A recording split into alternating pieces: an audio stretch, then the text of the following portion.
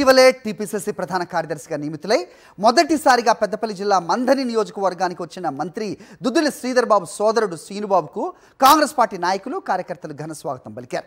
తనకు టీపీసీసీ ప్రధాన కార్యదర్శిగా పదవొచ్చేందుకు కృషి చేసిన సీఎంతో పాటు ప్రతి ఒక్కరికి కూడా దుద్దిల శ్రీనుబాబు కృతజ్ఞతలు తెలిపారు.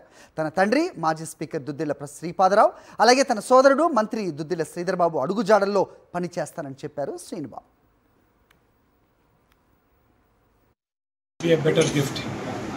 మా నాన్నగారి బ్లెస్సింగ్స్, వారి ఆలోచన పరము, వారి యొక్క ఈ ప్రాంతానికి వారి యొక్క లైఫ్ స్టైల్, వారు ఒక ఎగ్జాంపుల్ సెట్ చేసిన దాన్ని తండ్రికి మించి తనయుడిగా మా బ్రదర్ శ్రీధర్ బాబు గారు వారు వేసిన బాటలో నాకు ఇవాళ కాంగ్రెస్ పార్టీ తరఫు నుంచి టీపీసీసీ జనరల్ సెక్రటరీగా మా ముఖ్యమంత్రి గారు రేవంత్ రెడ్డి గారు, మా డిప్యూటీ ముఖ్యమంత్రి గారు భట్టి గారు, మా పీసీసీ ప్రెసిడెంట్ గారు మహేష్ కుమార్ గౌడ్ గారు వారి ఆదేశాలతో కాంగ్రెస్ పార్టీకి ఇంకెంతో సేవ చేయాలని ఈ టీపీసీసీ జనరల్ సెక్రటరీ పదవి ఇచ్చినందుకు ఎంతో కృషి చేస్తాను.